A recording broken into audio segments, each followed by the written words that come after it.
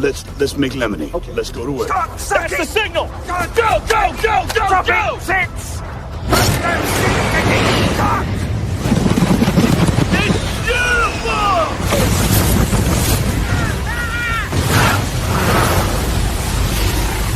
Mother Nature just pissed her pants, dude! Start your day with a jolt of energy and no-holds-barred opinions. This is The Rush, where Travis Justice and Ross Peterson bring you bold, unfiltered, and uncensored takes on sports, life, and everything in between. Buckle up, and let's go.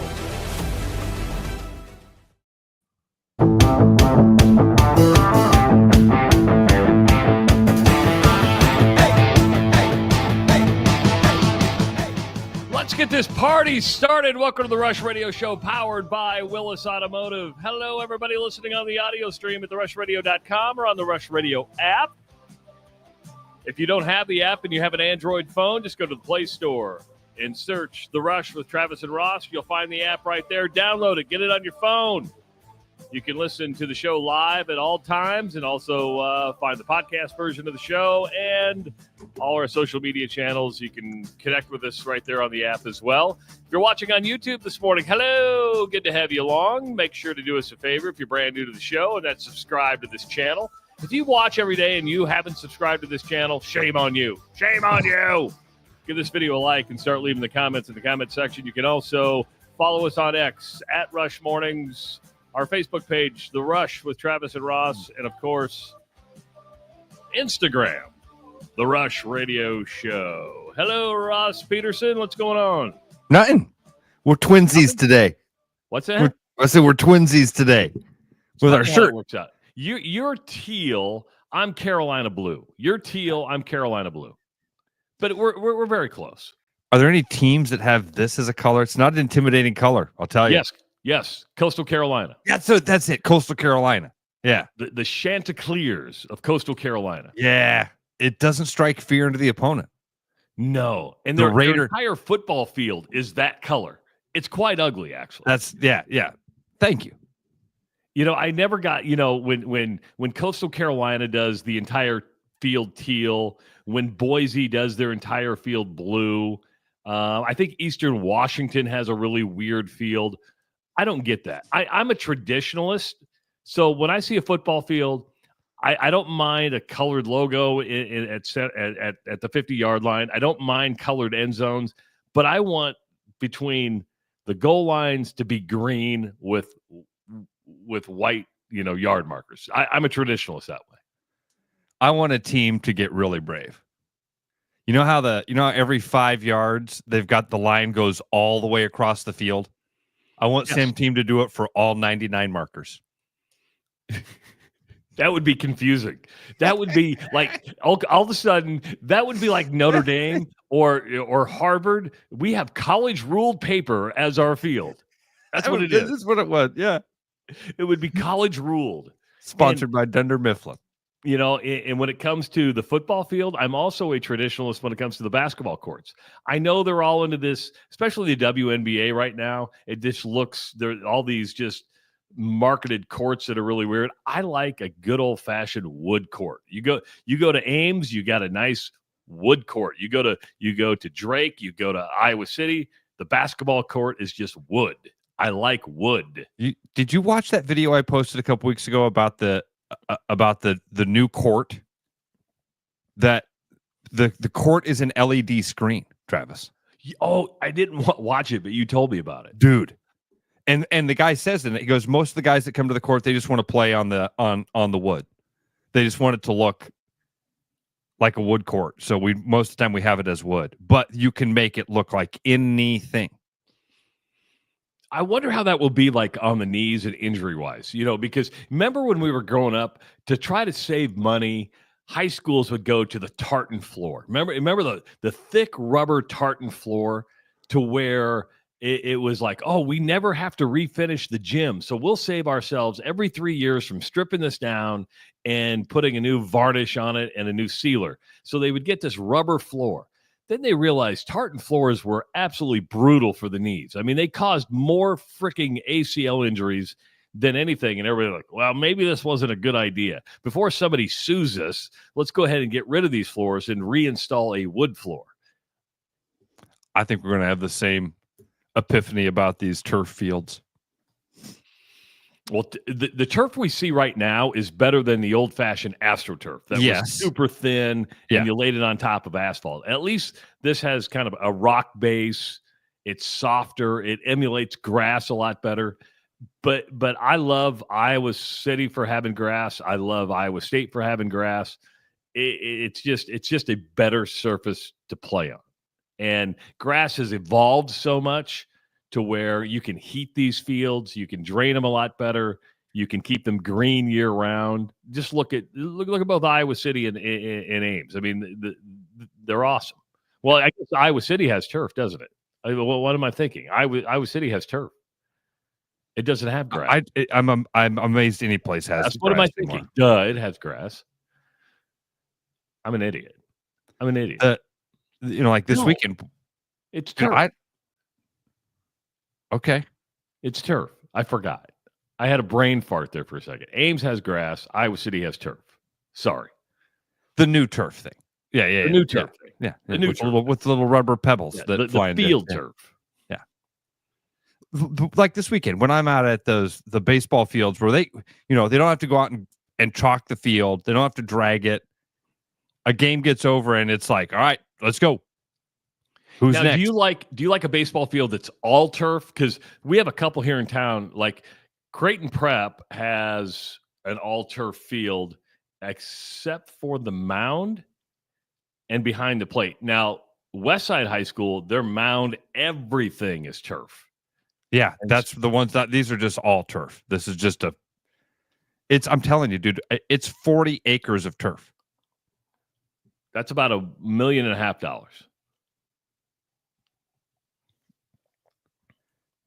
It's a 50-acre lot with a giant parking lot. So I'm thinking 40 acres of turf. And you could, again, churn and burn, baby. Don't have to chalk the field. Don't got to put a new batter's box in. Don't have to mow. You don't have to worry about fertilize. Kids going up there and scraping the line out with their foot. Leadoff hitter, what's the first thing you do?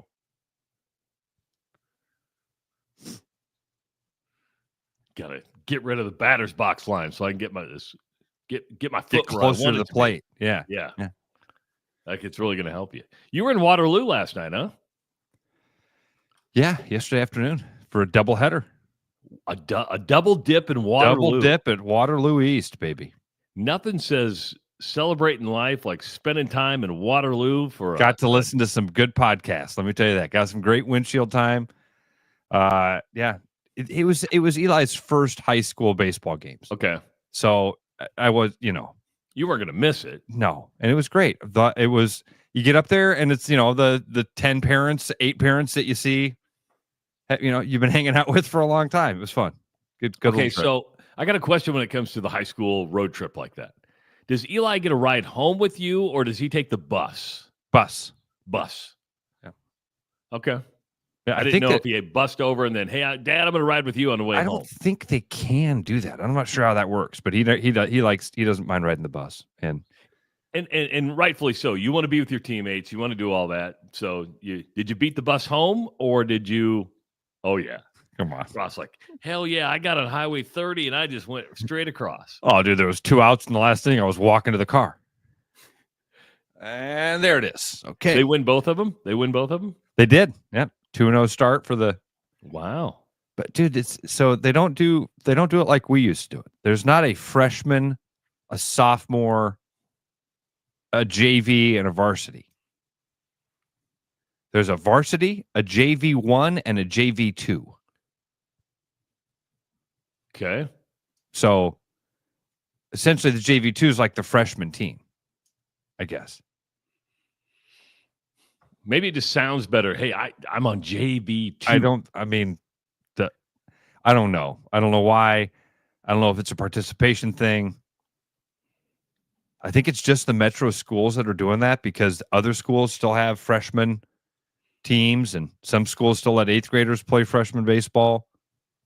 But DMPS, it's varsity, JV, and JV2. And they won both of them? Yeah.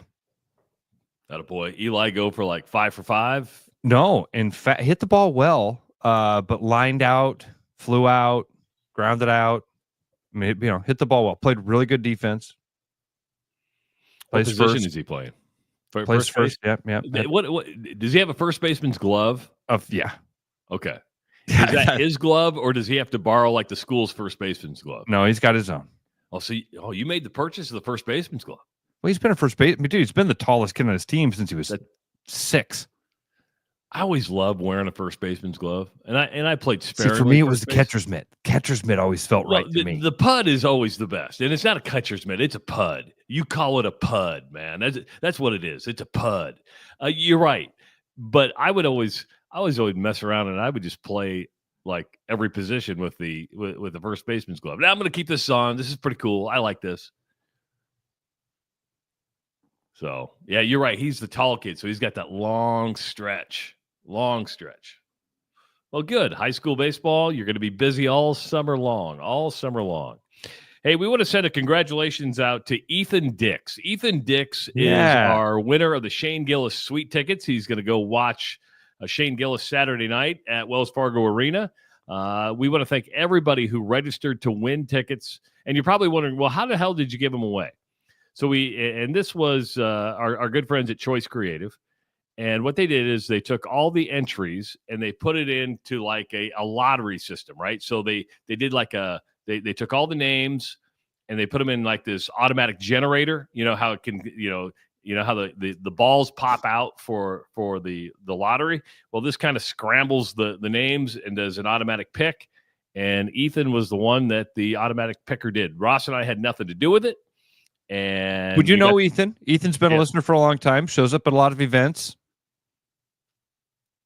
So we're going to see him on Saturday night at Wells Fargo Arena. Now, keep listening to the Rush Radio Show because we'll have tickets to give away to a lot of things, including the Iowa Craft Beer Fest later on today.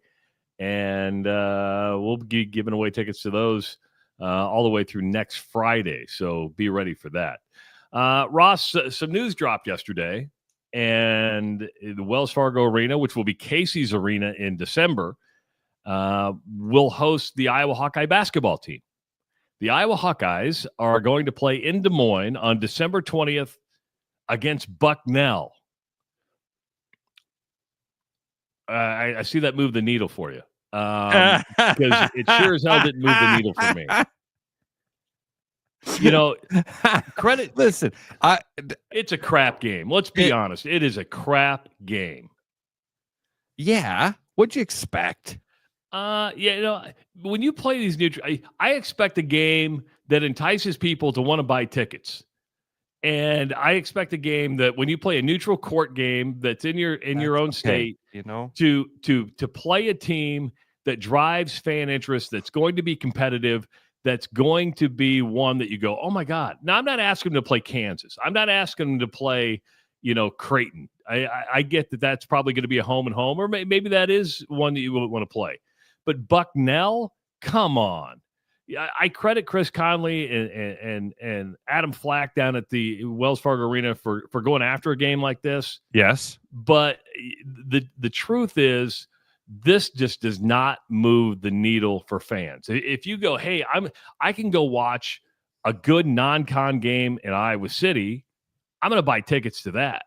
Now, I get it's a homecoming game for a Valley kid that's on the Bucknell team. I don't care about the kid that plays at Bucknell that's from the local area. People aren't going to go watch him.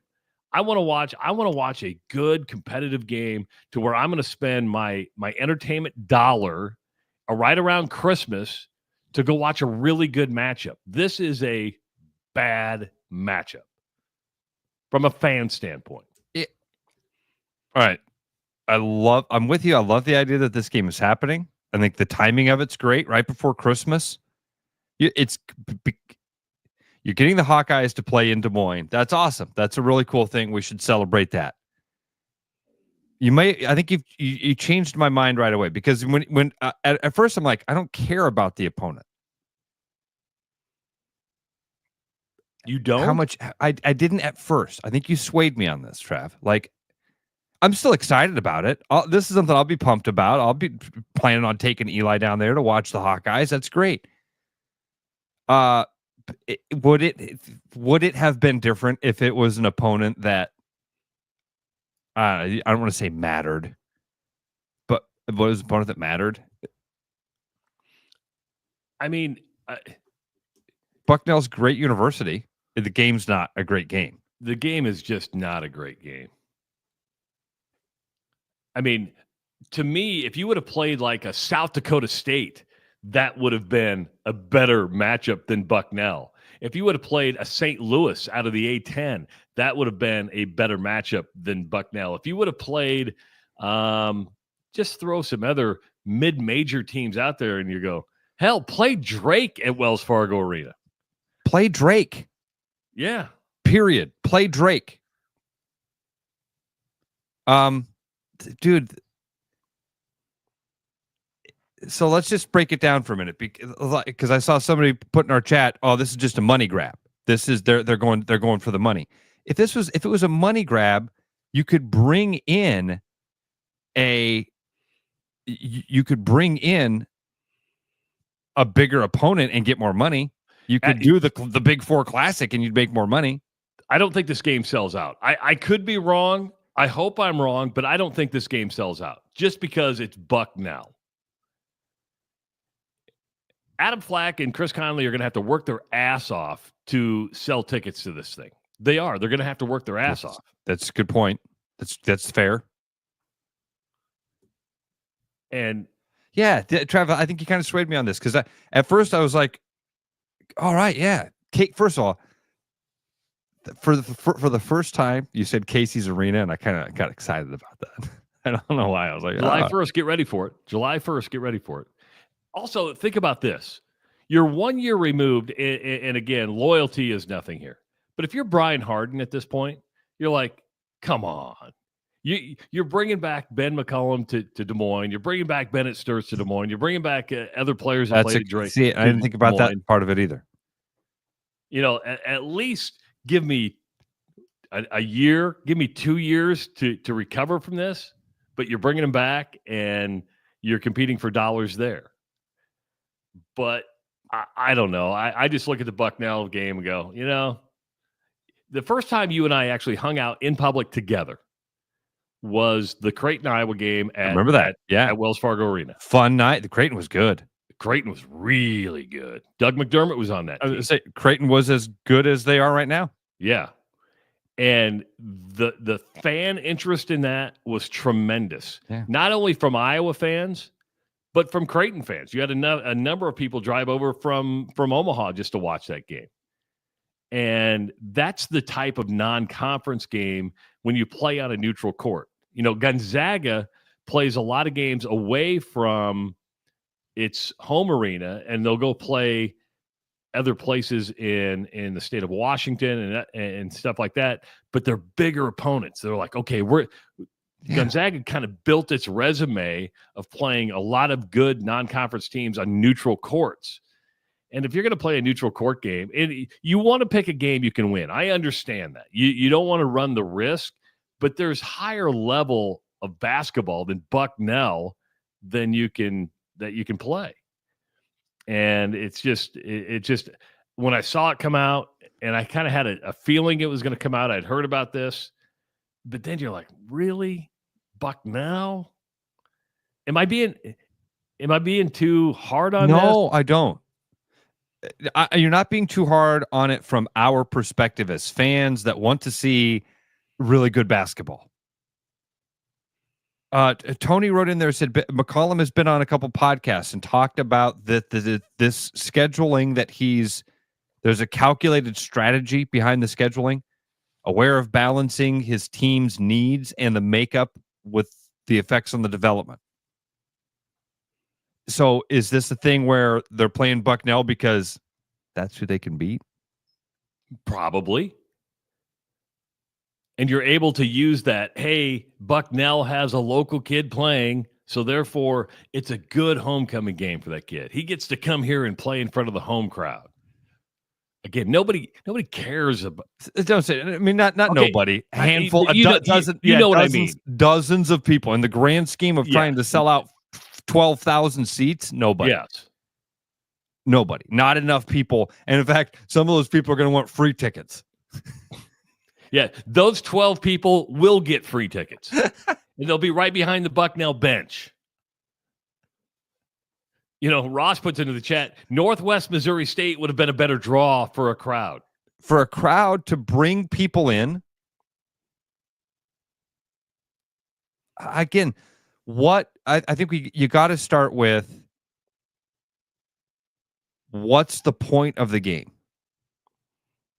What are they trying to do here? I don't have an answer. I want to be clear. I do have an answer. Okay. The point is to continue to generate interest in Iowa basketball to a wider base, and especially in Iowa's largest metropolitan area, where a lot of fans have stopped driving over to Iowa City to watch games. So therefore, you're like, hey, look at the product we're putting out.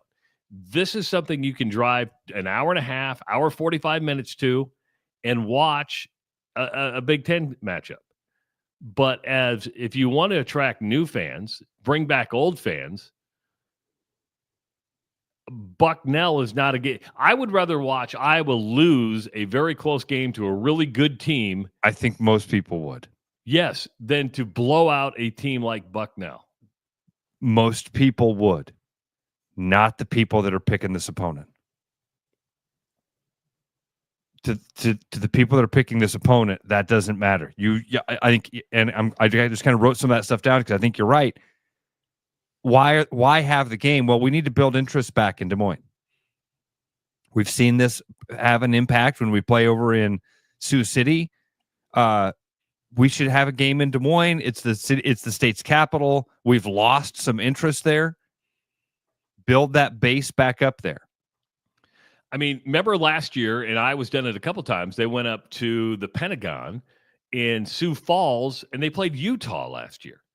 Okay, that's a Power 5 opponent. It's a game they won, but you played it in Sioux Falls in an arena that seats 4,000 people. Yeah. If you would have played a Utah in Des Moines, you're selling that mofo out. You're like, hey, a Big 12 team's coming in. It's a team people know.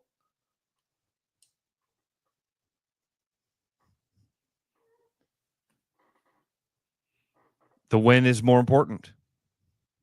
The win's more important. Playing a crap opponent that you guarantee yourself a W for, paying for that, whatever win that will be. Well, I mean, we're going to get to 19, 20, 21, 22, whatever number that ends up with. You paid for a couple of those, and this will be one of those that you paid for. You're better at this stuff than I am, Trav, about predicting this, of going, wait a minute, the recipe ain't right here, and the Bucknell part of it is the piece that's wrong. Yes. This is a case where two things can be true at the exact same time, and that is Iowa's going to get a win. Totally understand the scheduling strategy. It's good for Des Moines because it gets to host a game, bring in the Hawkeyes, but it could you can't lie to yourself and go, man, this is a good game. This is one I want to watch. Because if you're selling this at Carver Hawkeye Arena on December 20th, most fans are going, yeah, I'm going to skip that one. We're maybe 4 days away from Christmas Eve, and 5 days away from. That's why you pick this one, right? Because you're not really giving up a lot at home for it. Maybe that's why it doesn't matter, Trav, about the maybe that's why it doesn't matter about who the opponent is. Maybe. But I don't think you're to the Kansas level yet to where it doesn't matter what the opponent is, because let's say you're a Kansas fan. I'm using Kansas. We could use this with Duke. We could do it for North Carolina. Throwing out any team. Yeah. Of in that upper echelon to where you're like, it doesn't matter. Your fan base is just so rabid. You're going to go watch whoever they're playing. Yeah. I was not at that level yet. Yeah. Right. Cameron Indoor ain't Carver Hawkeye. If they exceed 9,000 people, I think that's a win for the guys down at Casey's Arena. Because it's a December 20th game, I'm gonna call it Casey's Arena. Wells Fargo's gonna get pissed at me because they're like, no, we still have the sponsorship until June 30th. But if they get 9,000 people, that's a win. All right. I'm going to put down your 9,000 number in my notebook. 9,000. I'll earmark this for December 20th. It would be December 19th. You'd be like, Trav, do you remember that time on May 29th we were talking about this game? And I'll go, no, I don't remember that. Don't remember it at all. Bucknell will land the top recruit in the country. They'll come in as a top 10 team. Like, yeah, we were talking about how this game was going to suck. I've got it right in my notes. This team had 18 wins last year. You don't understand. This is a quality opponent. I did see some people sold. You're going to be sold all that. I did. Yeah, you will. I did see some people in the chat doing the math about their RPI was in the 200s. Oh wow, in the 200s. Yeah, it was in there. I think Ross had it in there. It was like 2 something. Is that a quad 3 or a quad 4 win we're going to get? Now we're going to start breaking down the quads. I want a quad 1 or quad 2 game. That's what I want. But I don't always get what I want. Ross said 213 in the net rankings. You can't always get what you want. I try. I try to get what I want, but I can't. And they had a quad 3 win last year. Bucknell did. They beat Delaware.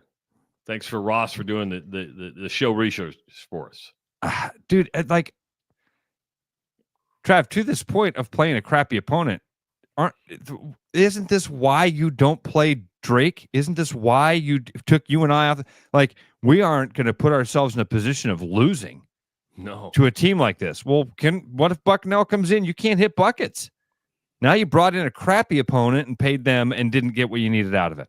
Where you could have played Drake or you and I or a bevy of other schools, as a lot of people are pointing out. Omaha would have brought you'd have sold more tickets if you played Omaha.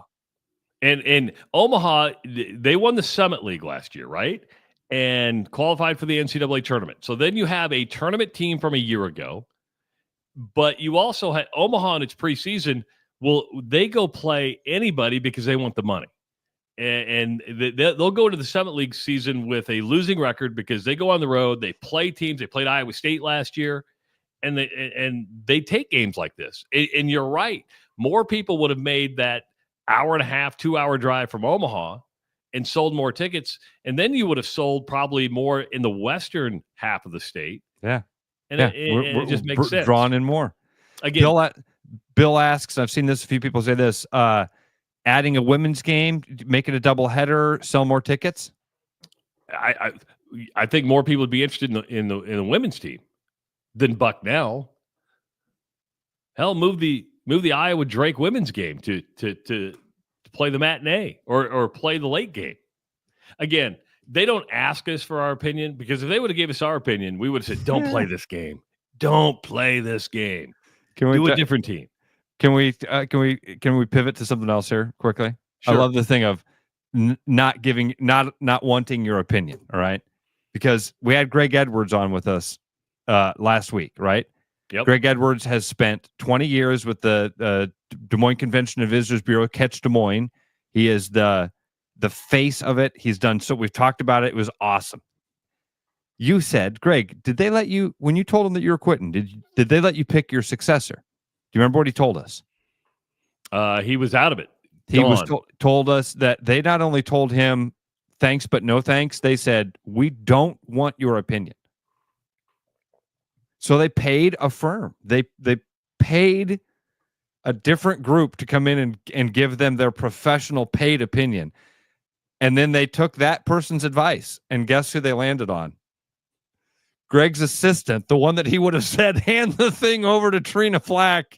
She's perfect. She's going to be great at this. You should hand it over. And they said, hey, we got this. We're going to pay a bunch of money. We're going to pay a bunch of money to these people over here so they can tell us to hire Trina. 515-517-2303. That's the number to call if you want to chime in with us. We're here till 8 o'clock today. A lot of interviews coming up later on the show. Kirk Triplett, who's playing in the Principal Charity Classic, scheduled to join us just at 7 o'clock. He's an 8-time winner. I screwed up on my Facebook and X post last night. I said 6-time winner. He's an 8-time winner on the Champions Tour, a 3-time PGA Tour winner. Now we're going to ask him, if you had to give up 2 of those wins, which 2? Yeah, which 2 would they be? It is the Rush Radio Show, powered by Willis Automotive. Spring is here, and so are spring pests.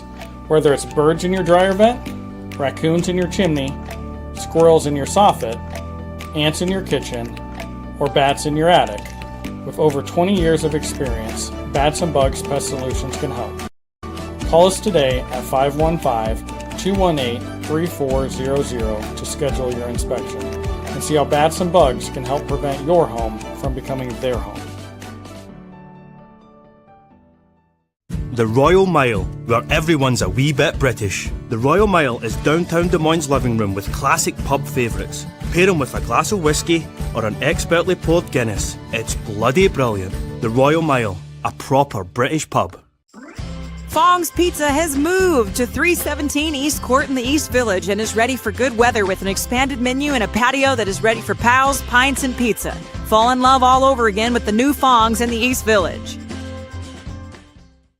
Thinking about buying a home? Get pre-approved in 30 minutes with Gary Presnell at Northwest Bank in Des Moines. Gary offers first-time home buyers programs, VA, FHA, IFA, and conventional loans. Call Gary at 515-975-6767 or find his profile at nw.bank. Member FDIC Equal Housing Lender. You know, Brian, at Central City, we really do have the best selection around. I know. High-quality stuff you can't find anywhere else. Whistle Pig Plantation Rum. Yeah, and over 150 of the best scotches on earth. And a ton of bitters, mixers, and more. You know what we are? High class. Definitely high class, yeah. Make way for the natty. Okay, maybe medium class. Central City Liquor is home of the 10% cash coupon. And the Wooden Nickel program. I'm Corey Warren, and I'm an automotive technician here. I've worked here for right over 3 years. I was working for an independent shop. I'd say the environment, it's laid back and easy to get along with everybody. I've got a lot of old cars me and my brothers and dad work on, so I do a lot of that stuff. There's actually stuff to do. I grew up in a small town, so there's not that far from being able to do stuff. There's a new spin on casual dining near Drake University. Lucky Horse Beer and Burgers. Craveable faves, flatbreads, delicious burgers, frozen cocktails, and a crazy cool vibe. Get to Lucky Horse Beer and Burgers today.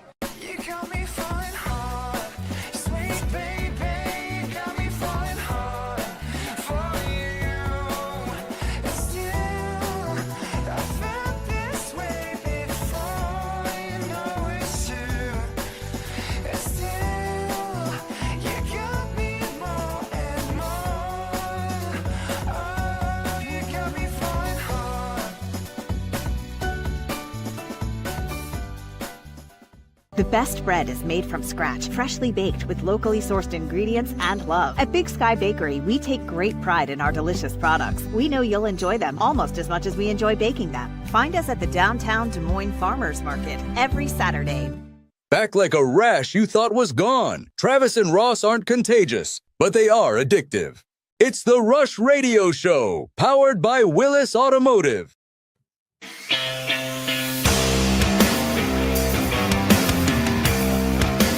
Welcome back to the Rush Radio Show, powered by Willis Automotive. I'm Travis Justice. He's Ross Peterson. Here till 8 o'clock today. Kirk Triplett, who's golfing at the Principal Charity Classic, which tees off this morning at Wakanda, will join us at 7 o'clock. He tees off at 11:40, I believe, which is cool, right? I mean, it's 7 o'clock. You know, some pros would be like on the range, getting their putts in, getting their shots in. Nah, he's going to take time to talk to us. I'm interested in that conversation. What does your day look like? How has that changed in your 40 years as a professional? I mean, I imagine it's evolved over time. Yeah. You know? Yeah, because he became he's a civil engineer by trade. That's what he graduated college in. Civil engineer, that's not easy stuff. And I think it took him 5 years from college to become a pro. So I'll go, hey, did you work at an engineering firm before you decided to? And were you in business development? Were you always the one who said, hey, we need a ringer. Come golfing with us in the office. I was in a 4-man scramble yesterday. We finished 9 under par. Used like 3 of my putts. That was it. Was it. Well, you contributed. Yes, I contributed 3 putts. It was beautiful. But Kirk Triplett going to join us at 7 o'clock. Bruno will be in at 7:30. Ross and I must have been on the same wavelength last night because Ross was getting ready to send out a tweet regarding college football and college athletics in general. And then I think about 7:30, 8 o'clock, I sent out a tweet to my good buddy, Dr. Rob Zadiskin, where it said, where I shared SMU's tweet about its football team taking a victory lap, pumping its chest. And this is what it said. Big, bold numbers. 2.95. 2.95. The highest GPA in school history for the football team. 2.95. Yeah, look at our academic standing. Highest GPA in football team school history. And I went, 2.95? 2.95? And Ross, what tweet were you getting ready to send out? Literally yesterday, dude, I don't know why. I was driving down the road and I had this thought in my head of like, when was the last time I heard anything about a team's GPA? Because I'm old enough to remember when that was a thing. When coaches would brag about it. I remember when Mike Woodley won the NAIA championship back in 2013, and he was on with Jan Michelson. And Michelson asked him, so coach, let's talk about what's your team's GPA? And Woodley goes, that's a D1 question. And he's not wrong. And quickly evolved away from, that's not even a D1 question. It's not even a question. It's not. The answer is they're all eligible. How's that? The answer is they're all eligible. We have talked openly about. I remember when guys used to be academically ineligible. I remember when that was a thing. You'd get a recruit, be great. This guy's going to be a world. You got to do a semester at Kirkwood. We all knew what that meant. At East High, you had to go to the 3rd floor. And that's where you got the grades to go up. You need to spend a little time. We're going to help you out. You're in remedial stuff right now, but we're going to get that GPA up. That's where they helped you with that special education. So the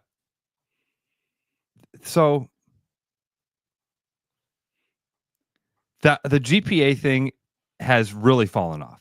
Teams don't talk about it. I haven't seen a team brag about it. Haven't heard a coach be asked about it for a long time. They pick and choose when they've got a really smart dude that's on the team. You know about it. They don't let that go a minute in a broadcast without. This guy's a pre-law major, pre-med major. He's an engineering major. We got one of them smart ones on the team, boys. He's bringing up the GPA of the rest of the team. Yeah. So that's the first part of it. Is that I was just thinking, man, it's been a long time since I've seen any team mention GPA. Then this is this is one of those unintentionally funny things. 2.95. If that's your GPA, that's okay. Good job. That's impressive. I didn't go to college. That's real impressive that you did that. Do you brag about that? No, you can't brag about anything unless it's a 3-point or above. To put out a tweet, it's got to be a 3-point or above. Travis, did 2.95? All I go is, you're average. And I get C's, get degrees. I understand that. We're not talking, but if you're going to brag about academic prowess, and then to say at SMU, which is considered a prestigious university, to go. Did you say all-time high? All-time high. All-time high. Now, I believe Iowa State put a tweet out about its team GPA. Okay. It was like 3.1. Okay, 3.1. Again, it has to be 3-point or higher. And I might move the needle, say 3.5 would be a good one. Then you go, God, you got 100 and some guys to get. That's 3.5. kicking ass. That's kicking ass. When can we just quit the lie? I like this thing of we take academics seriously. We take academics very seriously. Aren't you the same guys that are pushing for a college football playoff while these guys are supposed to be? Well, if we could just get them to play 16 games. Here's the tweet I would like. We spent $16.5 million on NIL last year. That's the one I would like. That's what people care about. Yes. Yeah, we spent this much money on NIL. And by the way, you know what would also be a fun number? How much did you spend on tutors? You spent how much money on NIL putting money in their bank accounts? How much did you spend on making sure that 2.95 GPA wasn't 2.6? Well, Ross, you don't understand, Ross. Those tutors are university employees, and their services are open to anybody within the academic standards of SMU. Not employed by the athletic department. They're employed by the university, and that's their job, is to offer assistance and tutoring to help you get through class. Welcome to the shell. Welcome to the shell game. This is there, and here we go. This is how it gets played, right? When can we just quit the lie? Let's just cut the tie between academics and athletics. Totally. No, you're not saying you don't have to go to school to play college football. I'm saying you don't have to go to school. I'm saying cut the ties between academic institution. Sell them the logo. Rent them the logo. Say you want to wear the SMU uniform. You want to put the you want to wear the Tiger Hawk. You want to wear the Tiger Hawk. Here's how much it costs. And a private entity comes in and sure, they set up the same rules and they allow 5 years of eligibility. And if you don't have an academic standard on that, I guess they'll do that to continue this charade. Most of the athletes are there to be students. That I understand.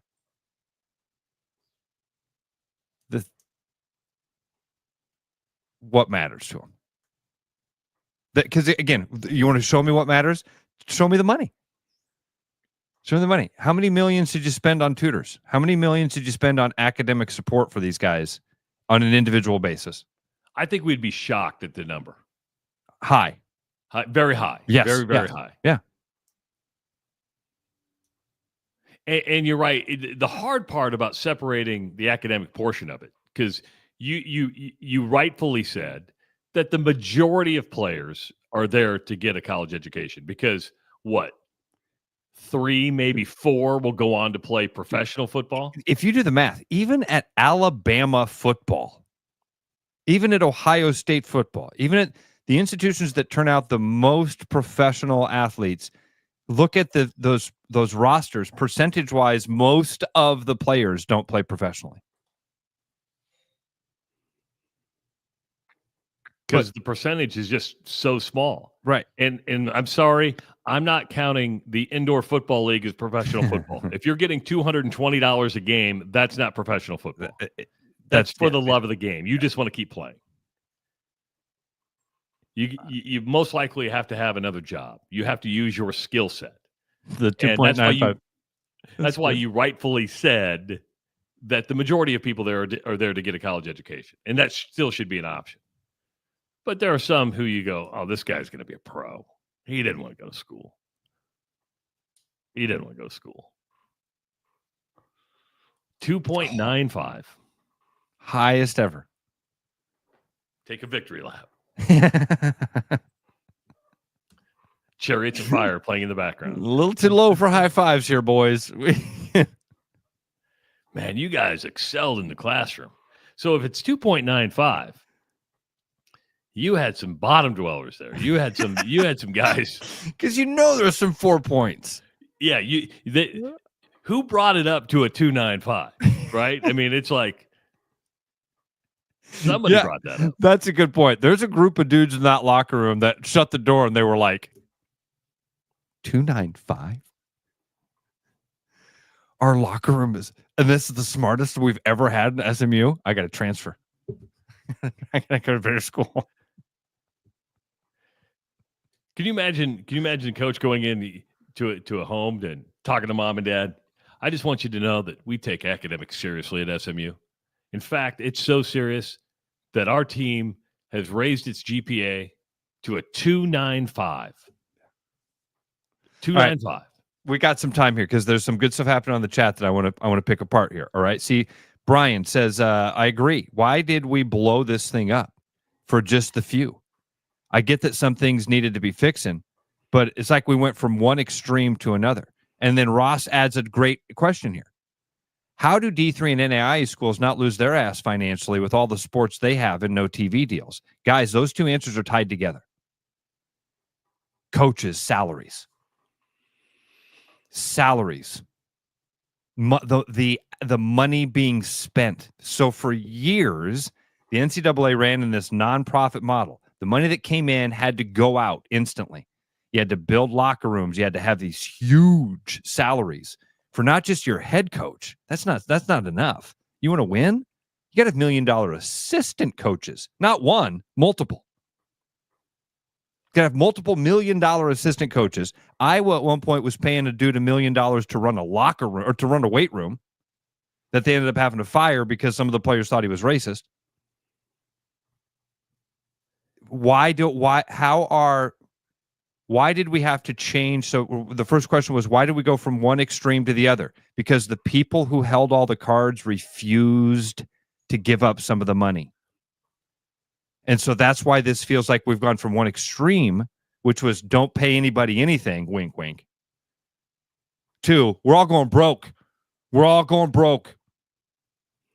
That's how you went from one extreme to the other, because they ran this financial thin line for decades. That was all a sham. It was all a scam to us. It's a nonprofit. They're self-sustaining, nonprofit. Don't you understand? Let's use Grandview as an example. Okay.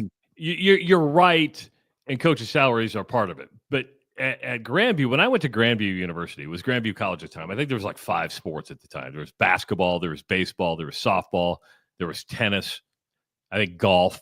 That was it. At Grandview, athletics is an enrollment driver. All right. Yes. So you're not putting 85 guys on scholarship. Sure, there's going to be some athletic money, but at the end of the day, athletics at an NAIA school is used to drive enrollment. So everybody who's there is paying something. Now they have scholarships, but it's not like everybody's on scholarship. So let's say Grandview's $40,000 a year. It just face price, right? Most likely every person on a team is probably playing somewhere between 20 and 25,000. You do that through loans. And so when I was at Grandview, I think it had like 1,000 students. It's up to like 1,400, 1,500 students. That enrollment then equals money that the university is able to grow and survive on. D3 is non-scholarship. Again, these are kids that just want to keep playing the game, and they'll pay to keep playing the game. So at D3 and NAIA, they're surviving because enrollment goes up. And when enrollment goes up, revenue goes up. But don't kid yourself. Grandview has a lot of students. It's not like the University of at Grandview is rolling in the dough. They're still surviving. It's not like they're making a ton of money, but they need kids to go to school there. And Grandview figured out a long time ago, what's the best way to drive enrollment? Oh, we'll have volleyball, we'll have men's volleyball, we'll have dance, we'll have wrestling, we'll have wrestling. Yeah, how many wrestlers are on the wrestling team? Oh, dude, they might have 100 guys in that room. I don't know if they have that many. I don't know if they have that many, but it's enough that I don't know. Exactly. It looks like the football roster when the team comes walking around the corner. You're like, oh, that's a ton of dudes, and 99% of them are paying to be there. 100%. So there, your enrollment goes up. That's how those universities survive. Now, athletics are great because it provides opportunity, but you can't compare D3 and NAIA to Division I because it's not the same. It's just not. And then when you talk about football scholarships, you have the Title IX situation to where you have to give the equal amount of scholarships to women's sports and all that stuff. It's a totally different beast. It's easy to look at the input again from D1 and go, man, these guys got the television contracts. They sell out arenas for football and basketball. They've got the basketball tournament. They all make millions of dollars on the basketball tournament. How are they all going broke? Look at the output.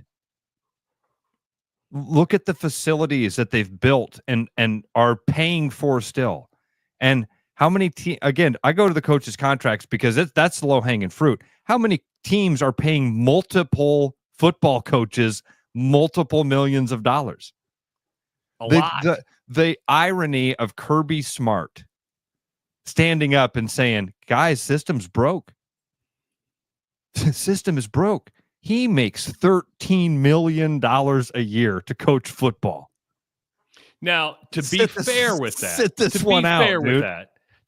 that, the university's usually on the hook for like $200,000 or $300,000 of that. The rest of it's paid through television revenue and boosters. I mean, we got to be transparent about that. But what I'm saying here, Travis, is again, it's easy to look at the input, right? It's easy to look at the income and go, man, these guys are raking in the dough.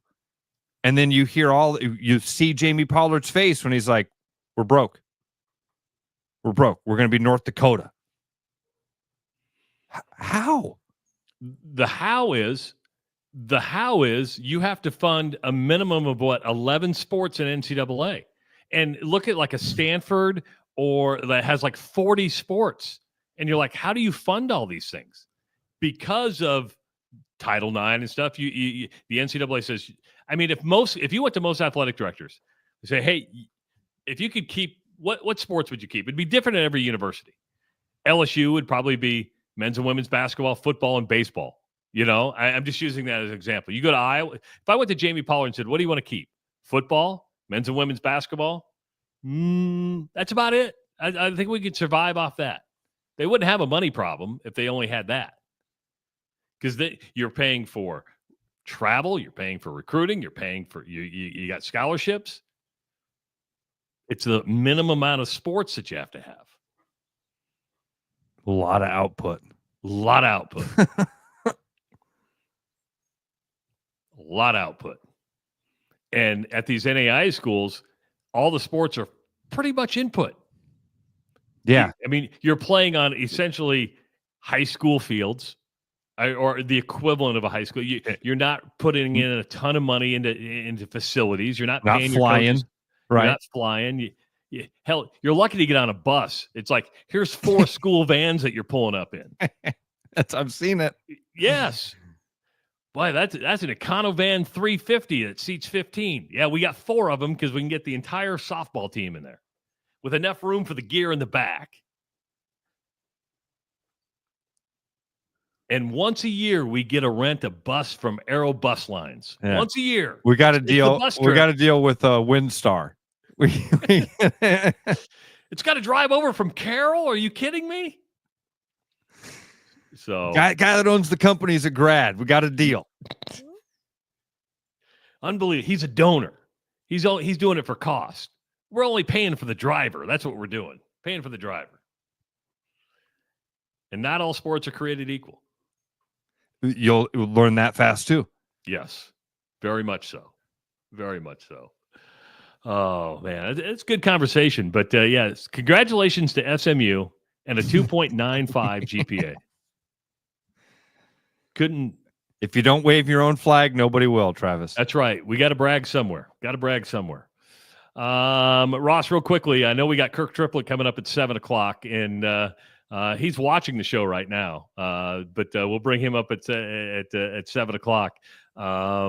NBA last night, Oklahoma City beat Minnesota 124-94. The Thunder into the NBA Finals for the first time since 2012.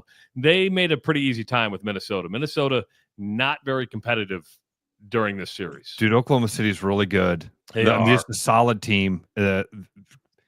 MVP, no holes. They made quick work of Minnesota. Luka got in the game last night. See that? Garza got some minutes. I think it's the first time in the finals because he was always did not play coach's decision, did not play coach. Then it kind of got to the point where we're done. You guys want to play in the Western Conference Final? Go ahead and get some minutes in because this thing's wrapping up. And dude, I like Minnesota a lot. That's a really good team. If you are a Minnesota Timberwolves fan, though, you got to realize that this window isn't going to be open forever. Anthony Edwards, you've got to get, I don't know what the right thing is there because other teams have made moves to just get better than you. They've been consistently good. You don't want to be the Buffalo Bills. No. Now, the Eastern Conference Final is going to get Game 5 tonight, and Indiana's going to be at New York. If Indiana wins, it will move on to the NBA Finals. We could have two teams that have never won an NBA championship. The Thunder have been in the finals. The Pacers have been there. But the Pacers, the last championship they won was an old ABA championship. You got to go back to the ABA That's days, not, where they played the Flint Tropics, I believe, in the ABA say that. championship. You stole the joke there. I was just going to say that. I think they beat the Flint Tropics in the finals that year. I think the year they beat the Flint Tropics. But so the Pacers and the Knicks play tonight. If the Pacers win, they are on to the NBA Finals. One thing that's starting today is the Principal Charity Classic. It's going on at Wakanda Club. And when we come back, we're going to talk Principal Charity Classic and a lot more with Kirk Triplett. You can go see him today on the course. He tees off at, I believe, 11:40. And he joins us next on the Rush Radio Show, powered by Willis Automotive.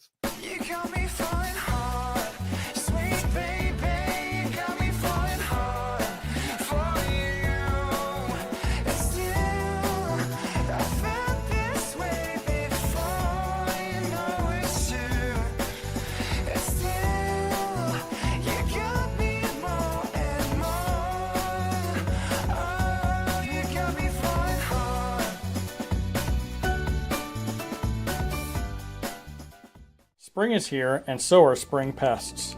Whether it's birds in your dryer vent, raccoons in your chimney, squirrels in your soffit, ants in your kitchen, or bats in your attic, with over 20 years of experience, Bats and Bugs Pest Solutions can help. Call us today at 515-218-3400 to schedule your inspection and see how Bats and Bugs can help prevent your home from becoming their home. Hey everybody, this is Mason Miller, sales manager out here at Willis Infinity. We got some great stuff going on this month. Right now, you can get up to $4,000 off on a new QX80 and enjoy 2.9% for 60 months. On top of that, this month, you can enjoy 1.9% out to 60 months, an additional $1,000 off of a new QX60. For more information, stop at our showroom or visit us online at willisinfinity.com.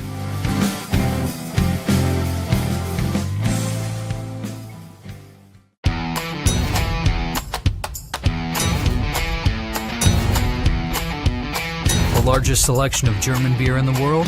You'll find it at the Hessen House. From Doppelbocks to Oktoberfest to Hefeweizens and Dunkels, there's no passport needed for the deliciously different beer and food at the Hessen House.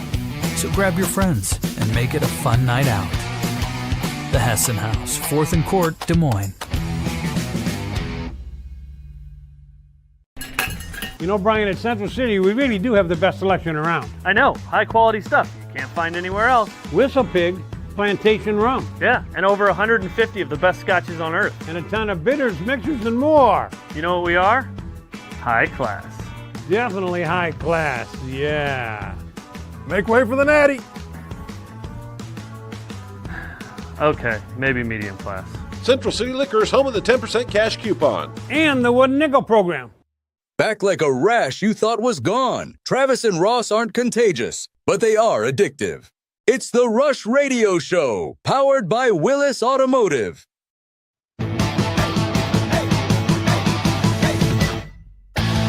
Welcome back to the Rush Radio Show, hour number 2. It's powered by Willis Automotive. If you're listening on the audio stream at therushradio.com or on the Android app, thanks for tuning in this morning.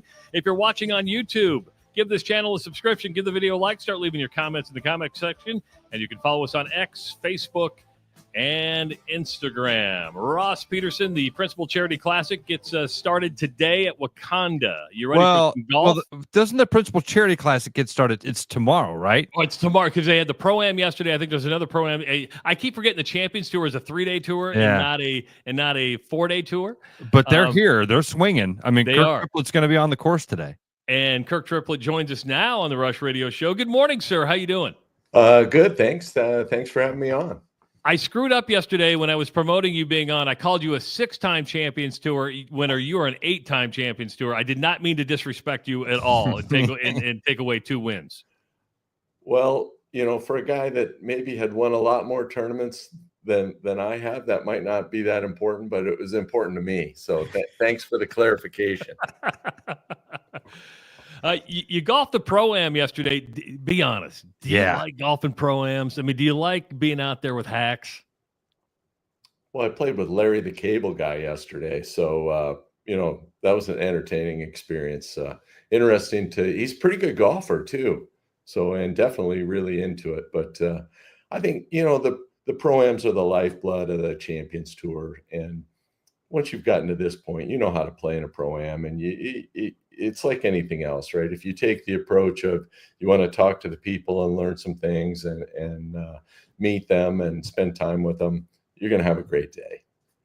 Yeah, but you're also, you're a golf coach as well. Do guys in the Pro-Am, do you find yourself slipping into coach mode? Do guys lean on you and go, "Hey, what am I doing wrong here? How come I'm only hitting a 7-iron 93 yards?" Well, that's kind of all over the map. Okay. Some players are so afraid they don't want to. They just kind of want to stay off to the side. Other players ask you on the 3rd hole, "Hey, what am I doing wrong?" So I try and kind of watch them during the day and give them something I think is going to help their game before the end of the day. We all kind of fall into about 8 or 10 different lessons. So most guys, I can at least by the end of the round get them, if not hitting better shots, at least understanding a way that if they want to spend some time hitting a few balls, they can get a little bit better.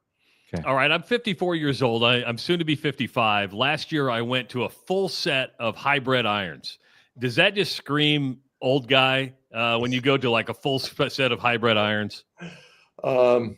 I think it screams, hey, I want to hit the ball higher and hit more greens, right? I want to use the technology that's available to me to do that. So the only thing that counts is what you put on your scorecard at the end. It doesn't matter what clubs you use. It doesn't matter if you 1-putted every hole. It doesn't matter if you drove every par 4 green. So I think that's one of the lures of the game, right? Is there's so many different ways to play it, right? You can be a power player and try and overpower the course, or you can be a finesse player, precision player.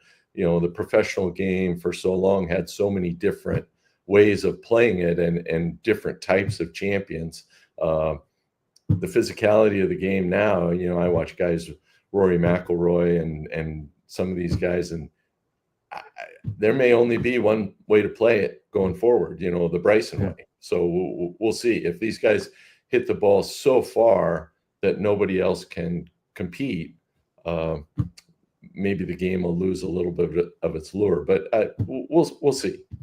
I'm such a hack. I know on the tee box that I'm going to have a bad hole. I feel it. I have certain holes that I play course a lot, and I know I hate this hole. As a professional, do you have and I have the opposite too. There are a few holes where you get on the tee box and you're like, "Oh, I love this hole. It just plays perfectly for me." Yeah. Over the course of a week, you're playing on a course. Do you get that, or do you, as a professional, do you have to fight the urge to have that feeling? Well, I think that's one of the misunderstood things about the game is that you have these anxieties that you're talking about past performance or whatever.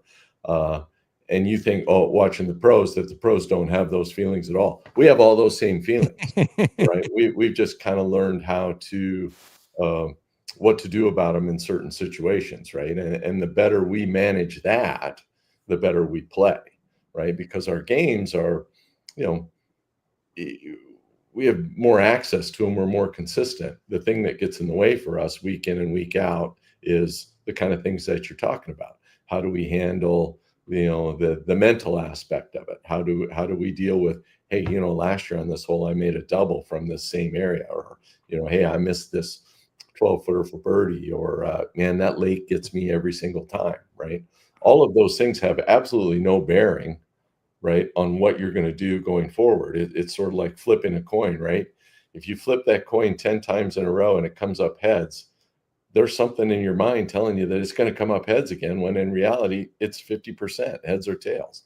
So our job as pros is to put ourselves in the frame of mind that allows us to not remember or process all the stuff that's happened in the past and just break everything down to, hey, look, this is an 8-iron, 155 shot. I got to hit it at the lady in the pink sweater right behind the green, right? And then I go and do that.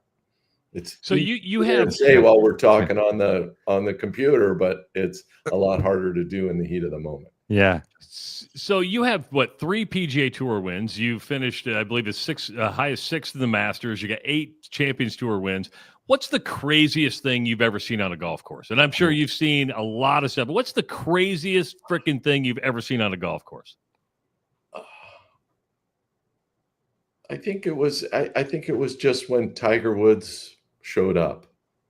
Oh, yeah. Right? And we went from, I remember playing with him at the end of maybe his first year. And I played this tournament many times as the team tournament, where you played with a player from the LPGA. And, it was a popular tournament. Players liked to play in it, but there was never anybody watching. But my partner and I, we got paired with Tiger and his partner. He was playing with Kelly Keeney, and my partner was Julie Pierce. And we go out to the first hole, and they're 10 deep, both sides. Biggest gallery you ever had? And this is the first time I'd ever played with Tiger, and I was like, oh, this is something different. And I would say by the end of, my career, I remember taking my son and going, and they were playing the match play in Tucson, and I wasn't in the event. And I remember going and grabbing my son because he had an interesting match that day. I think maybe with that long hitter JB Holmes. And I said, this is worth going and watching. So here I am. I'm a peer of his, and I'm a fan. I'm one of the 10 deep, right? I took my son out of school. We drove down to Tucson. We live in Phoenix, and watched and saw an incredible match. I don't really have like some crazy individual thing that he ever did, but just the fact that his arrival took the game to a different, he was must-see golf. And we maybe really didn't have that outside of the core golf fans. And I think he elevated the game to what it is now. And So you go watch him in Tucson with your son. Did he look over and say, Kirk, what are you doing behind the ropes? What are you doing behind the ropes? No, we didn't have that kind of relationship. So the Principal Charity Classic, you shot 9 under, I believe, when it was at Glen Oaks one round, which is an incredible round. What do you like about this tournament? What do you like about coming to Des Moines and playing here? I think it gives one of the few Champions Tour events that gives the feel that we're still on the regular tour, right? The people come out. It's very popular. The course is set up with tents and there's a lot going on. And there's people there from the time you hit your first shot of the week, and everybody's excited that you're in town. Champions Tour does great in when we find markets like Des Moines where people really embrace it. So Principal's obviously done a great job of doing that and being a stalwart in their presence in the community here. So they bring in a lot of support. And I just, Des Moines is a comfortable town. It's a nice town. The courses are nice, and everything about it. It's an easy and enjoyable week, and look forward to it every year. That's nice to hear. What about Wakanda specifically? What because they just redid that course here in the last couple of years, and I'm not sure if you did you played it before they redid it? Well, yeah, I played here pretty much every year. I missed last year. My niece got married, but so I didn't see the first year of the redo. I heard a lot about it. I think it's controversial. I think so controversial in the sense that people either really like it or they don't like it. So it's a pretty big change from what it was. The routing is similar. The style is completely different. I really like the aesthetics of it. I think it turned out very nice. The thing when they redo these courses is a lot of times you'll have, maybe some holes don't need it and some holes do, right? And everybody has their own opinion. And I'll walk out there and go, well, this hole didn't need to be redone, and it really got redone. And this hole needed to be redone, and it didn't get redone. So, but that's the personal opinion of the players. I think overall the course is more playable. It's probably more enjoyable for the members, but it's also very penalizing. The bunkers are extremely deep. I suspect over time they'll mitigate some of those things, but overall I think it's a significant change for the better. Yeah, members hate this time of year because they let the rough grow out, and members don't like the rough. They'll show up and go, come on, can we get this tournament over so we get the rough mode down? Well, this is a discussion we have all the time about how do you make a course that is challenging to the pros, but still playable for the members. And I think after seeing the redo at Congressional Country Club last week, I don't think it's possible.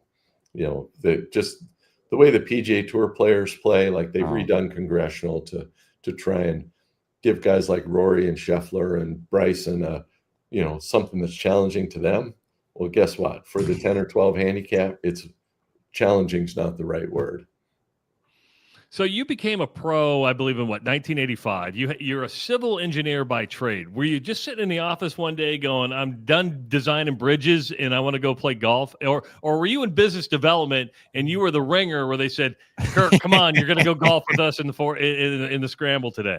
Well, I was never employed as a civil engineer. So I studied civil engineering in college, was a good college golfer. And I had some job interviews, had some jobs lined up. And it just kind of at the last minute, I was like, I've never really put all my eggs in the golf basket. And I do enjoy that. I enjoy the aspect of, seeing if I can get better. So I gave that a chance and haven't had a real job since I started. So God, that's a lot. Good for you. So it took me 4 or 5 years to get on the PGA Tour. I played the mini tours. I played overseas a little bit. At that time, we did not have the Corn Ferry Tour. So I played locally in Southern California. And then when I discovered kind of the Canadian Tour, I played up there, which led me to the Australian Tour, which led me to the Asian Tour. So kind of anywhere they played for a little bit of money, I tried to get down there and get after it. So I learned a lot of different things. The golf was interesting and caused you to really learn how to adapt to different conditions and do it while you're traveling and living out of a suitcase and, oftentimes very uncomfortable. So I think when I got my PGA Tour card in 1990, I was prepared for the ups and downs. And the hardest thing for me was the difficulty of the competition, obviously, but the travel and doing all these other things that are, part of the job, but you don't really see, especially if a guy's not at a level where somebody else is making all of his arrangements, things you can stumble over before you even get to the course. I had those skills already. And when my golf was good enough, I really able to stick it out for a long, long time. Touring the world like that, what was your favorite place to play? Where'd you learn the most? Well, Australia was fantastic. The courses, the people, everything was really great. Asia was fascinating, but very, very different, and certainly not someplace you could ever I would ever want to spend a ton of time. I enjoyed the trips and learned a lot, but the Australian people and the golf courses, I just can't say enough about how good the courses are down there. This may be a controversial question because I'm going to bring Liv into this, and I don't know how you feel about Liv Golf, but one of the things is to take the biggest names and expand them to the rest of the world. When they played in Australia, one of the most popular tournaments they have, right? We think there's going to be emerging sometime. They've been at the negotiating table for a long time. I'm not asking if you like Liv Golf, but are there certain aspects of what they're trying to do to expand the game worldwide that they're doing better than the PGA tournament? Well, it's really hard to think that the U.S. Tour, the PGA Tour, could cover the world in an adequate way to satisfy U.S. players and sponsors and world players and sponsors. I think we had it pretty good when the European Tour was very, very strong. And we shared events and we shared players. I know European players were frustrated in that they could only play 5 or they had to play at least 15. And there was kind of no middle ground there. So to find a true world tour, I know that's the goal of some tournament organizations. I know that's the goal of fans, but I also think it's not really that necessary. So, and if you do that, it might be at the expense of the structure that you have now. So I think giving the players a choice is okay. I also I don't think players should be thinking that they can play each and every tour, just the tournaments that they want. I think as a group, the way the structure of these tours is that the players band together in the organization and we market ourselves as a group to play a certain number of events. And if you're not going to commit to playing those events, you can't be part of that group. So you choose whether you want to play on the Live Tour. You choose, what fits your lifestyle, your needs, your goals. The Live Tour, I understand what they're doing. I think they have a legitimate niche out there to fill, but I think they're making a lot of strategic mistakes along the way. So I don't really understand, and I don't see, you talked about a merger, I don't see that coming to fruition at all, because they just don't, there's no way the two can coexist and the players can play enough events to support both tours together. And we already struggle with a format of a season-ending playoffs and tournament to find something that's compelling, right? Golf really, the pinnacle of golf is the 4 majors, right? That's what the players want to win. That's what the fans want to watch. And the PGA Tour fills a need in the local markets, like the Principal Charity Classic. We come to town, people get together, they spend money, they raise money for charity. That's the goal of a PGA Tour event, right? The PGA Tour doesn't own the PGA Tour events. We don't own the Principal Charity Classic. We just provide the entertainment, and you use us as a vehicle to raise money for what you want for your community. So that model doesn't jive with the Live model, right, in any way, shape, or form. So I'm not privy to the discussions that go on, but I also don't see this as an underlying necessity for the game of golf to be successful and compelling. I don't see some kind of unification that has to take place. I think it's fine for the players to have choices. They're independent contractors. That's what that really means, is as an independent contractor, you have the choice to join the tour of your choosing. You don't have the choice to play every single tour and not fulfill the rules of that tour. That's not what being an independent contractor means. So that's a fascinating answer. I'm serious. That's a great answer. I loved that. I had not thought of it, Travis, as they really are kind of serving two different masters. I mean, very, very literally here on the money side of it, but they have two different missions. One of them is the global, and one of them is what the PGA has done. Fascinating. That's a really good look at that. I'm glad you asked that, and thanks for that look at that.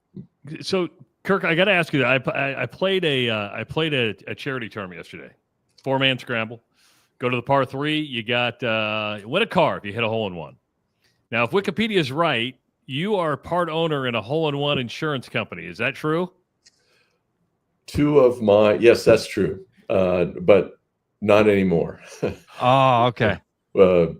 2 of my college teammates started this with credit cards and a couple of small investors like myself, and they figured out an algorithm that sort of showed that most of this was arbitrary, and that sometimes you'd get overcharged, sometimes you're undercharged, and they sort of found the sweet spot for what to charge based on the number of players and the distances and that. And they just ran with it. They went to the golf shows. They got contracts with car dealers. They did all kinds of stuff. And they got up to the point where they were, insuring 10, 15,000 tournaments a year and just did absolutely great with it. So, but they started that, a long time ago.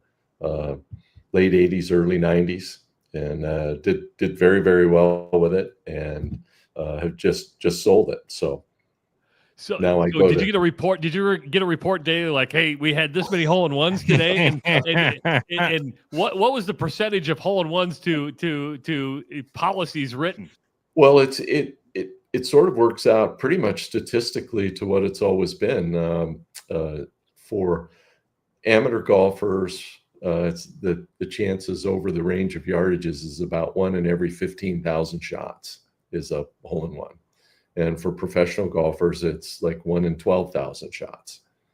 So as long as you kind of can control the parameters and beat off the fraud, there's a little bit of fraud in that occasionally. So one of the guys, his dad was a private investigator, and let's just say we sent him out more than once. So.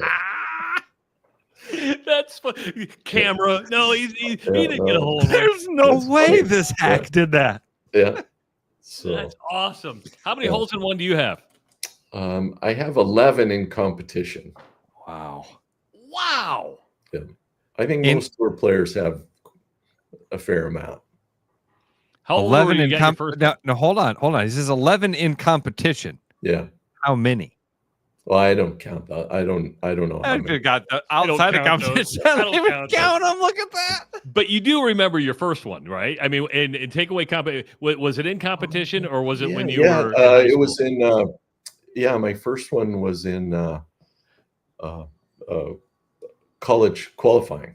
Yeah, and I had 2 in 1 week. Like, do you mean of the 9 you had 2 in 1 week, or do you mean when you hit your first one, you had a second one within a week? Yeah. You know jealous people there are right you know now? that, right? I mean, you sort of get it going in the right direction. Get it going in the right direction. That's awesome. So you are teeing off tomorrow, I believe, at 11:40. We encourage everybody to go to your force or your group and create the gallery for Kirk Triplett. You've been great today, sir. We appreciate your so time. much. This is fantastic. Love the live answer, because we talk a lot of live. We really do. We've talked a lot about that. And I love your idea of kind of rejecting the premise here. There doesn't have to be any sort of unity. It might not be great for golf for there to be unity. Both things can exist at once. And I had never thought of it, Travis, from the golfer's point of view either, of that if you're going to join a tour, you kind of become a little bit of a union with your other guys on that. Yeah. You've agreed to do this thing. It's not okay to come and pick and choose, only play the courses you want to play or the ones that are close to home or the ones you feel, whatever. So I hadn't thought of it from that side either, Kirk. So thank you. This is fun. You have a responsibility to your organization. I mean, that's the door they're kind of knocking on to try and stop the PGA Tour, but or force the PGA Tour to capitulate in some way, but their rules are even more strict than ours are. So Well, good stuff, sir. Good luck this weekend. I hope you have. All right, thanks, guys. Did they put you up in a hotel? Are you in somebody's house? You rent an apartment for the? Oh, I'm a hotel guy, so I usually find one of those suite style hotels and bring my own coffee maker. I'm pretty well set. Excellent. Kirk, thank you so much, and we appreciate the time. And good luck this weekend. All right, thanks, Ross. Thanks, Travis. Good stuff. Good stuff from Kirk Triplett, and the amazing answer there. I don't count the ones that were in That was amazing. How about total? I don't know. I don't know. 50? I don't know. I don't know. You want me to count the ones that don't count? Okay. And then the answer, they're just luck. Well, then you're an extremely lucky person. Okay, you are extremely lucky. You just get it going in the right direction. What are you doing? What are you trying to do? I've got 11 in competition. I've taken 15,000 swings in my life. I don't have a hole in one. I've taken 15,000 swings on a Saturday, and I don't have that. Oh God! And then, how about to be an early investor in a hole-in-one insurance company? And then you send the private investigator out. His dad was a PI. That was really good. The live stuff's fantastic. And honestly, that was a really fun conversation because Elliot says, "Is Kirk Triplett the nicest guy ever?" Yes. Maybe. And kind of a dry sense of humor. I mean, very serious, but he was saying some funny stuff. I mean, just from the hole-in-one stuff and good and the civil engineering stuff. Dude, his thing about the every swing is like a coin flip. What happened before or after? In my mind, I really did. When I'm asking that question, I'm like, oh yeah, these professionals have got some sort of trick. These guys have got some sort of mental thing that they can do where they go, okay, I've never played this hole before. I get on the 11th tee box at Grandview University. I might as well throw a ball in the pond. I might as well just throw a ball from the tee box into the pond. I've got that mindset. It's the Mariano Rivera. I'm out in the on deck circle, right? I'm walking to that tee box, seeing the ball go into the water. Kirk Triplett, how do you do that when you're on the PGA Tour? How do you have good holes? You have bad holes. How do you get rid of it? I'm the same way.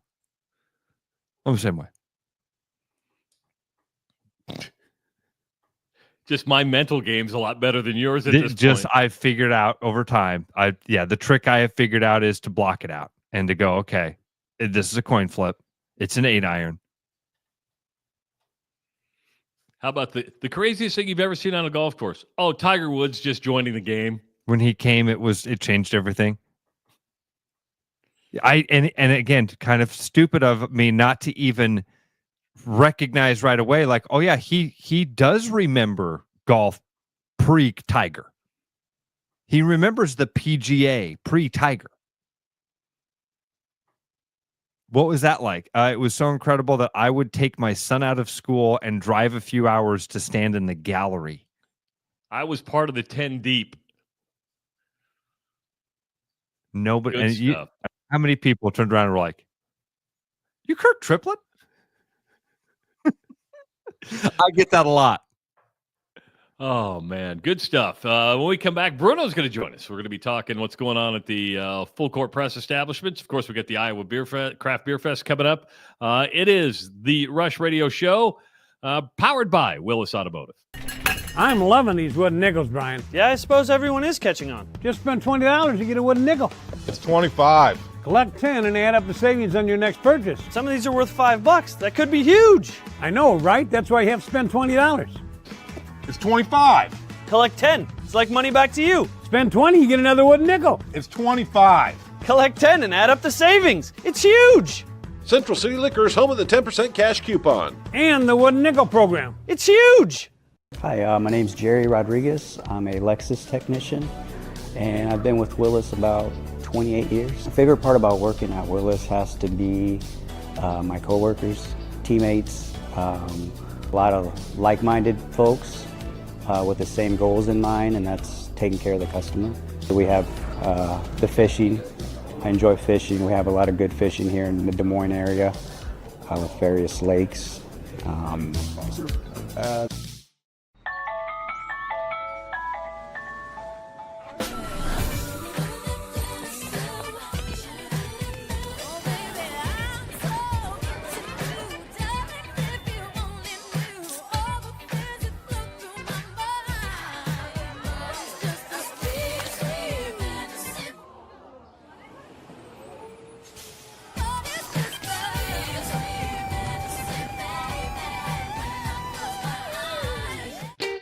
Missing a quality home-cooked meal? You know, the kind Mom used to make? Lucky for you, we found her recipe book. Welcome to the High Life. Welcome to the Champagne of Bars. Looking for the perfect golf escape? Experience links-style golf right here in Ames at Coldwater Golf Links. With rolling fairways, large greens, and unique routing, it's golf the way it's meant to be played. Whether you're a seasoned pro or just starting out, you'll love our course's welcoming atmosphere and friendly staff. Grab your clubs, book a tee time, and make every round unforgettable. Coldwater Golf Links, where great golf leads to great memories. Visit coldwatergolf.com to book your round today. Spring is here. It's pothole season. Potholes can wreak havoc on your suspension and alignment. If you come into Willis Chevrolet during the month of May, as mentioned in this video, we'll check your alignment for free and give you $30 off if you need one. Give us a call or schedule online today at willischevy.com. Back to the Rush. Strong opinions, weak filters, and just enough sense to stay on the air. It's the Rush Radio Show, powered by Willis Automotive.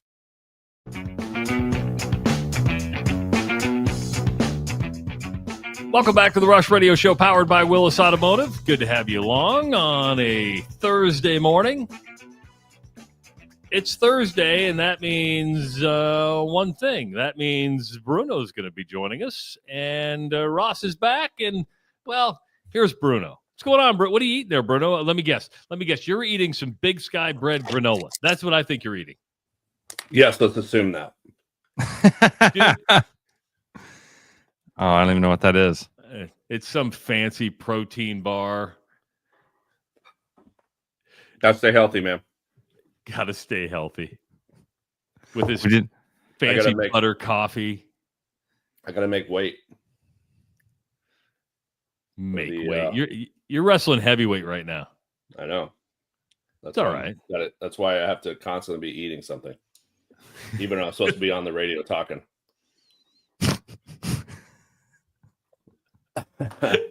You never disappoint, man. You never, ever disappoint. I do what I can. I actually I got the doctor's appointment, and I'm doing good. So good. Nice. Did you get the finger? Did you get the prostate checked? Nope. By the way, new science says that's worthless.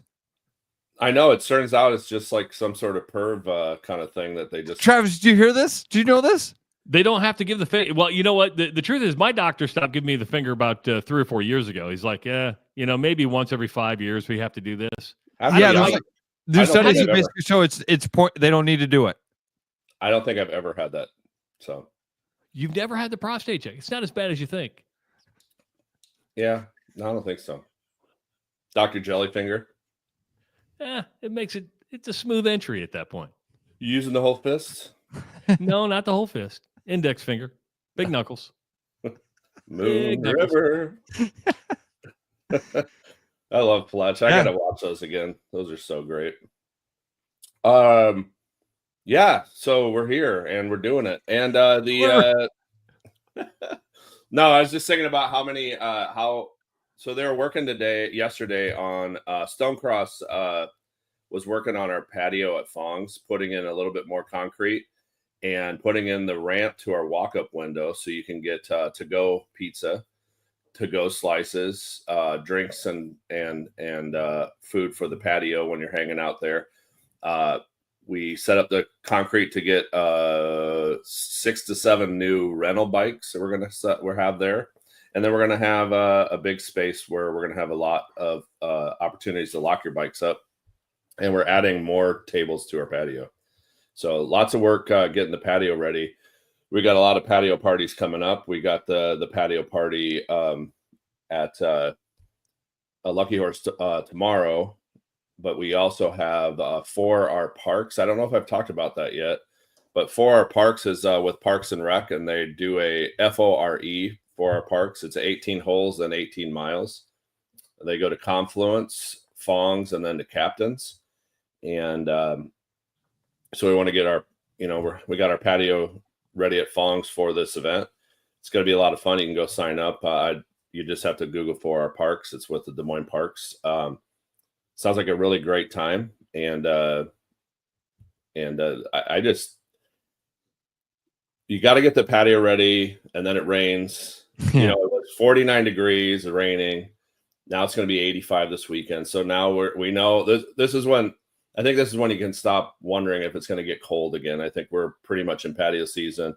Had a patio deal at the Royal Mile with Cumulus with the Nash last week. It was fun to talk about the Royal Mile. I don't get to do it enough, and it's really neat. Another thing I did with Royal Mile, talking about Old Tavern beer. I don't know if you guys have heard about that. Have I talked about this? You mentioned it. Yeah, you did mention it, Bruno, but. So the Old Tavern beer is a brewery owned by the Mattis family. The Mattis family owned the Des Moines Brewing Company. They had a sign on the top of the building in 1911 when they opened it up that said Old Tavern Beer. It is catty corner from El Bait Shop, 100,000 square foot brewery that opened up in 1911. Really kind of a neat story. I knew that the Mattis Mansion was up on Fraternity Row on 34th Street over here by my house. They're the ones that if you go, they're the only ones that have like a brick wall right up against the sidewalk. So that was where they lived. So they lived in my neighborhood. They had a brewery down by the bait shop. And then during our historical happy hour, we talked about it. They actually owned the Royal Mile building. And the Royal Mile building was the tap room of its day for this brewery, because you couldn't go to the brewery back then. Breweries used to be a factory. You didn't go to drink at them, especially back then. And so the tap room for there was the Royal Mile. The Mattis family owned that for several decades, from 1880 into the 30s, I think. And all of a sudden we got this beer. We have it painted on the side of the building. We got this beer that was, we used to be the tap room for it. So I got with John Martin, and he's coming out with a beer, the Old Tavern beer. That's going to be, it's already sold out this first run. It's already pre-sold. They're already brewing their second batch of this 4.2% alcohol by volume, pre-prohibition lager, basically Budweiser, Busch Light, that kind of flavor. I'm really excited about it. I know it's going to sell. It's got tons of local history. It's got a story. It's made by the best brewer and one of the best brewers in town. I would say probably the best brewer in town. John Martin's been top since day one. At Confluence. I mean, I don't like to pit one against the other, but I think John's been doing it longer than anyone in town right now. And most of the guys, Bruno, we talked about this for a decade. Most of the brewers that came to town, at some point in time, John helped them in some way. Yeah, I mean, he was part of the homebrew club, and it's just great. And what they put together, I can't wait till everyone gets to see these 12 packs. But it's crazy. It's the Old Tavern can had a fox hunt on the label, which the Royal Mile, of course, has lots of fox hunts in there. It's just weird how it kind of came around. Historically, or what do they say, beer, or historically rebrewed beer for Des Moines. Historically rebrewed. It's exciting. It's fun. We're going to have that at this for our parks. Hopefully by then we're going to have it for some of these events. We kicked that beer off at the Royal Mile on June 6th. Like I said, I did a piece for KCCI. You'll be able to watch that on the internet. I think they ran a piece with Confluence on air. It's super cool. It's going to be a lot of fun, and it's going to be a fun thing to have out in the patios and all around wherever you find good beer. I'm excited about it. You said something in there that made a lot of sense, in that it has a story. Things are always better when they have a story behind them. Templeton is a great example of that, right? I mean, is it the best rye whiskey out there?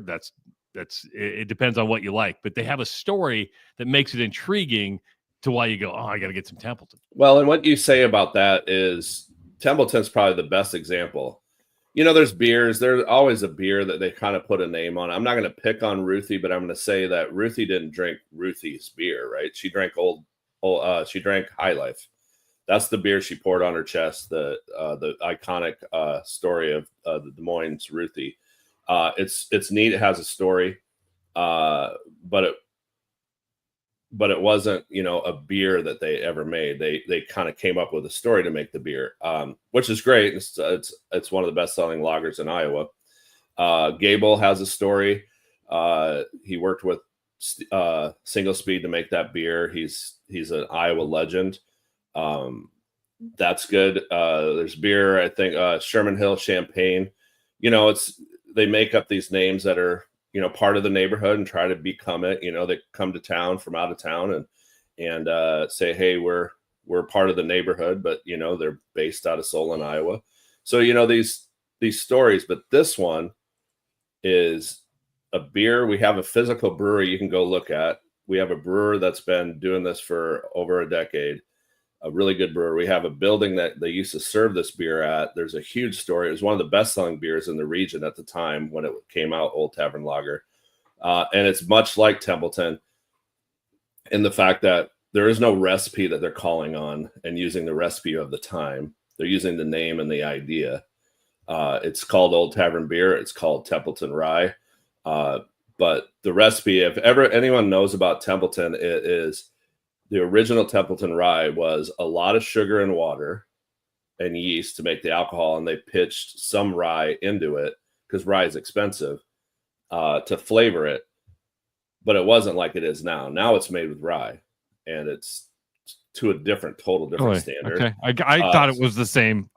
Again, the story. No, they come into Carroll. There'd be a full trailer, train trailer full of sugar one night.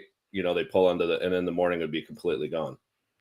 And it'd go out into the woods, into the cornfields, into the barns, and they made this, and that's how that got made. And they don't do it that way anymore. Of course, they could, but they would have to call it something different.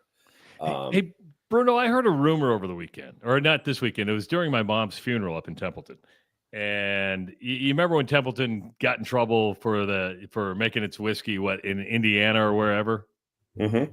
And then they moved the operation. I heard, Ross, this may surprise you. Did you know where Tito's vodka is made? Because they'll tell you it's made in Austin, Texas. Muscatine. It's made in Muscatine. What? They make it in Muscatine, ship it to Austin, redistill it, and then say it's made in Austin. It's all coming from Muscatine. Number one, who distills, Kentucky, Texas, all these places, who distills more grain alcohol than any other state in the union? Iowa? Yep, Iowa. What? And it's all made on the river by factories. It's all factory made. But you got to remember that ethanol is also That's what I was going to throw in ethanol. That's what I was. So it's blended in. But that said, they still make all this whiskey on the river and then ship it out to everywhere. And then they take it. I mean, here's a trick. It's kind of an old school trick. You can get a Brita water filter and buy the cheapest vodka you can find and run it through that a couple times, and you'll have some real nice vodka. Because all vodka is pure grain distilled spirits. But if they don't distill it enough times, it doesn't get all the impurities out. And so the stuff that's, Tito's might take it and run it through a still again. I don't know. I'll give them a little credit for that. I don't know. They say they're handmade. They won a lawsuit. It's all I can say is, you want to know why Tito's is the best selling alcohol? They market it well. Yeah, it's marketed well. They tell you it's good and the price is right. And everyone's like, it's like the most luxurious thing that I can afford. So I get that. And it's really, I got to have Tito's. And it's sort of like same as Busch Light or Bud Light, Coors Light. I can guarantee you 99 out of 100 drinkers don't know the difference. I could pour you, if you're having a vodka lemonade, I guarantee you can't tell what vodka I put in there. I could put in $100 a shot vodka or 50 cents. So at the club, they just moved Tito's to Top Shelf. So it's like a top shelf drink. So I'm like, well, what club are you talking about? Field Club. And so they moved it to Top Shelf. So I'm like, well, so now when I go to a bar, I want well vodka and soda. And you know what? I can't tell the difference. I don't know the difference between, McCormick's vodka. Tito's moved to Top Shelf. It's all made up. Why to go to Top Shelf? Oh, they made the label oranger. Yeah. Because everybody goes, I'll have a Tito's and soda instead of a vodka. Well, if they're calling it by T, that's like going, I'll have a Maker's Mark Old Fashioned. Once you start specifying what alcohol you want, then we're going to move it to a different shelf. Why is Grey Goose expensive? Have you seen the bottle? It's I want frosted. I want all the listeners right now to put this on mute, and I'm going to say something. It's just to make more money. I mean, at the end of the day, it's no different than college athletics, is what you're saying. They make more money when they say it's fancy. I mean, I will say you get more drunk the more you have to pay.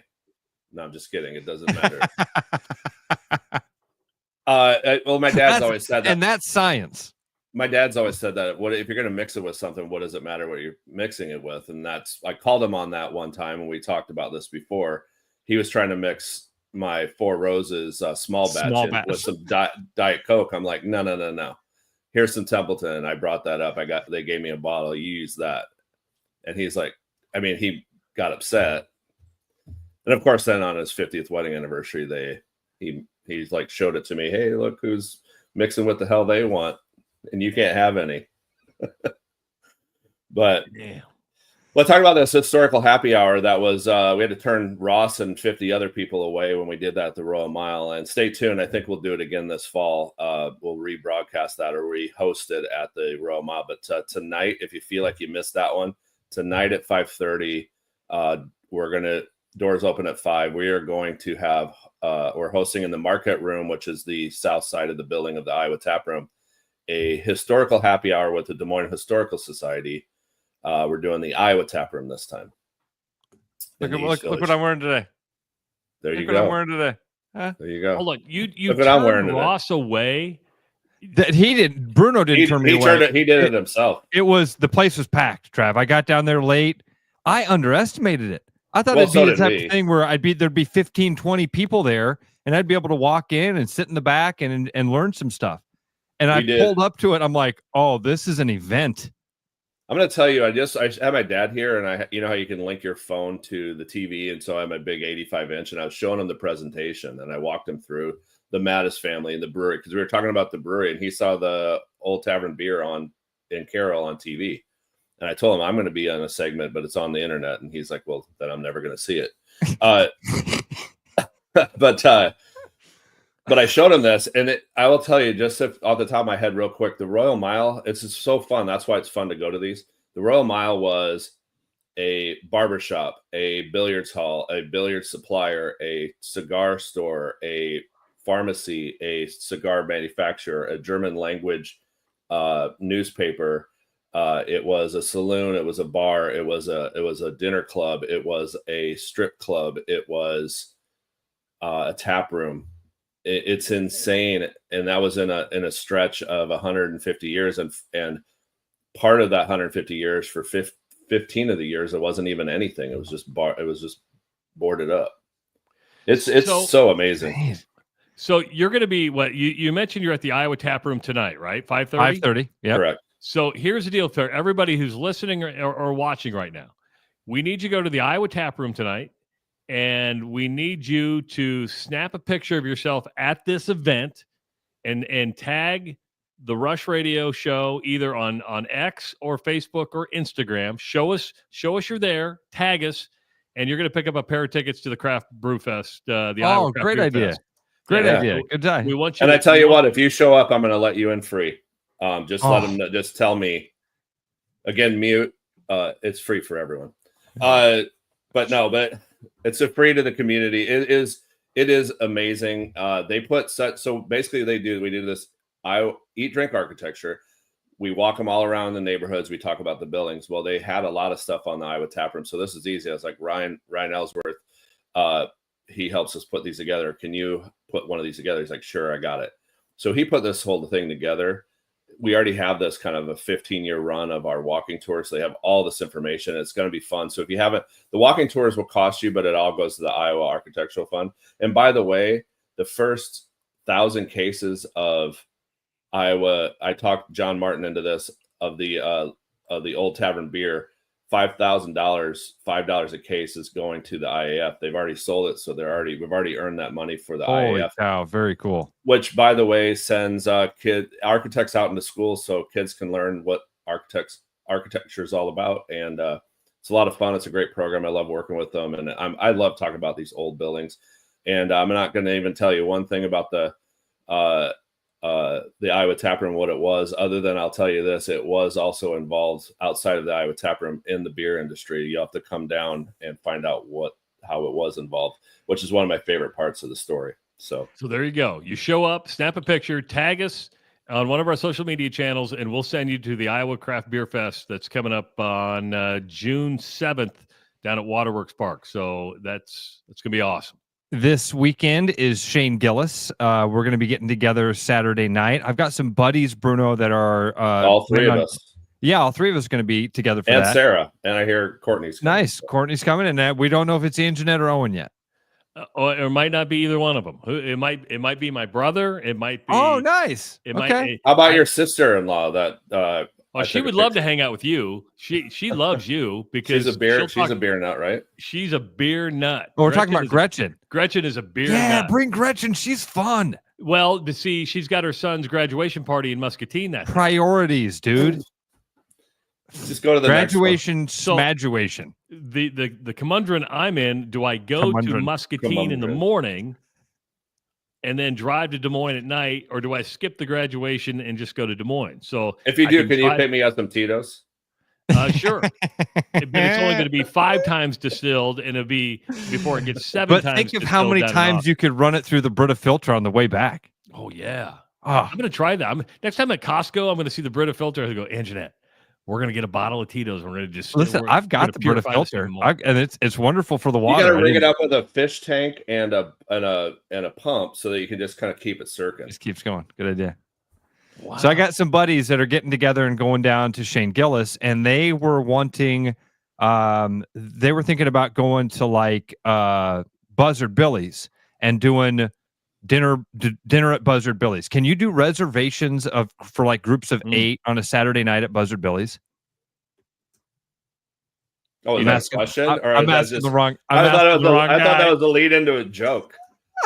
Can you get reservations? Can you do? I know you don't do reservations, but we're trying to do one on like one of your busier nights. Can we get a reservation then? No reservations at Buzzard Billy's. No, first come, first serve. It's a you gotta want it kind of society we live in. What's the mentality behind it? It's honest to goodness question. What's the mentality about not taking reservations? We're gonna have like 12 to 15 people for a birthday party. Yeah. Well, where's everyone at when you lock it in? Some people didn't come, so we only have 8. Before, so, and we're 45 minutes late, and you left 12 seats empty for that long. No, it's a little bit of that, and it's a little bit of it just moves smoother without reservations. You have to have like at least one employee through the day to take these, and then you got to have 1 or 2 to execute that plan. We don't have hosts at most of our places. Now we do at Buzzards, but the thing turns so well. We don't take. I don't know if you've ever been to the library for breakfast, and it seems like you're never going to get in there. It somehow just works. I don't know what they do at the Waveland Cafe because there's always a line out the door. I guess people just hang out and whatever. But we go like, okay, you're done eating. Now get out of here. We got to keep it going. No, we don't. We're not like that. It just seems that way. It just works. But reservations we've never figured it out. We do parties for big rooms. So if you want to rent the entire restaurant, then you can do whatever you want, but that will cost you too. So I don't know what to say. We got I think that's a great answer. That's the right answer, because I know they're not the only ones that are thinking about that. I'm sure they get phone calls down at Buzzard Billy's a lot. They're like, we'd like to make reservations. If you want it, get here. I mean, what we do is what I always suggest is send somebody early if they can get there early and like say, I've got my friends coming here in a little bit. But I mean, if you're going to sit there for an hour and a half, you know, read the book, that's kind of rude. But if you get there a little early, you secure a table. But when, especially like a thing like that, we're going to be busy. It's the closest place worth going to next to the arena. So, you know, there isn't a lot around. And so you got to go. Now, if you're not going up that way, well, this is Saturday we're talking about, but there's other things going on. There's so many. I got graduations myself, but there's so many things going on. But the patio tour goes to the Nash is going to be at Lucky Horse tomorrow at 4:30. So come and enjoy a frozen old fashioned. First 50 people get a patio T-shirt, and they're also giving a pair of Eric Church tickets away at this event. So that'll be fun. And if you want to pregame like I am, Hazalig is going to be at the library. Joe Castellut and Betsy Duffy are going to be there.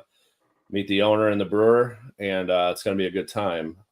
Their beer is always good. They have a beer made with tulips. I don't know what that means. Apparently, it's really good. It's the only one in the nation that's made that way. So come on down and find out what that's all about. Put your two lips on that beer and decide for yourself. I see what you did there. There you go. Yeah. We also, I mean, this is crazy. This is the time of year. It's like, hey, why don't we just spread this year out a little bit? Soapbox Derby's this Saturday too. Yes. So go spend the afternoon watching the Soapbox Derby, then come up and watch the Shane Gillis show with us.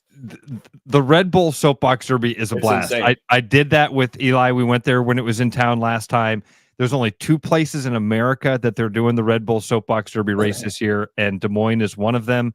It's just on the south side of the Capitol, right? I mean, you won't miss it. When you get off, there's going to be thousands of people. It's insane. It's just like all the crazy stuff you see on TV. They're going down at 1,000,000 miles an hour. Do you know I rollerbladed down that hill one year? Just a pair of shorts and rollerblades and some wrist guards. No helmet, no anything. I went screaming through the red light. Didn't get hit. Me and my buddy Kent. So I know that gets real quick, real fast, just with gravity. So that's a lot of fun. That's crazy time. And the last time they said they only come to a town once, they liked it so much here in Des Moines, they're coming again. So that's exciting. Starts at 10 a.m. this Saturday. Patio party always on Fridays at the Truman's, and better get your specials before they're gone. The pepperoni Playboy, Sunday's pepperoni Playboy is going to be gone. Fogs is killer. I'm having lunch there on Monday. There you go. Well, then you're going to have the 5 pepper. That's the next month's special. So good stuff, see you Bruno. tonight Always at the tap room. You bet. See you, buddy. And don't forget, go to the tap room. Starts at 5:30, free entry. And if you snap a photo of yourself and tag us, we'll give you a pair of tickets to the Iowa Craft Beer Fest coming up June 7th at Waterworks Park. What a fun day. Kirk Triplett was awesome. He was Bruno was awesome. Just a fun day. This is why you should listen to the Rush Radio Show every day. Not because of us, because of everybody else that comes on the show.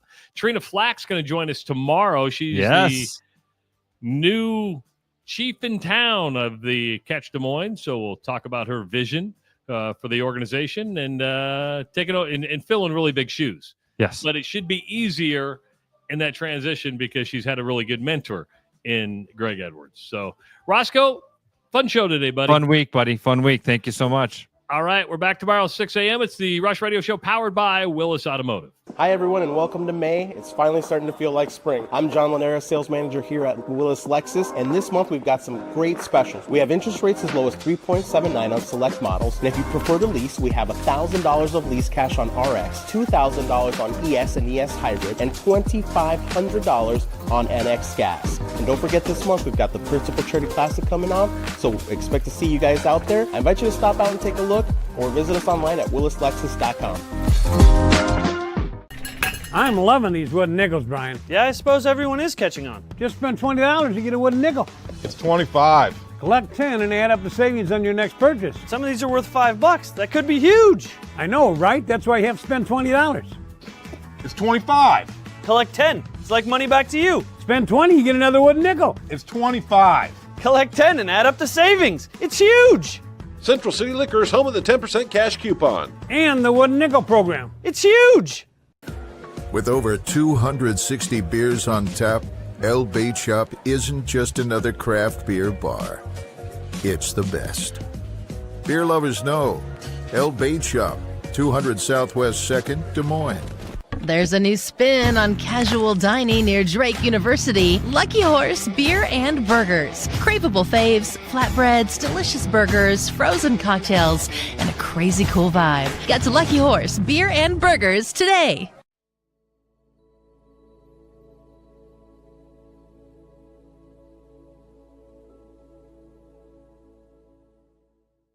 Are you thinking about buying a home this year? Start by getting pre-approved with Gary Presnall at Northwest Bank in Des Moines to see how much you can qualify for and what loan programs meet your needs. Gary can get you pre-approved in 30 minutes or less with a pre-approval letter to you. Gary offers first-time homebuyers programs, VA loans along with FHA, IFA, and conventional loans. Call Gary at 515-975-6767 or find his profile at nw.bank.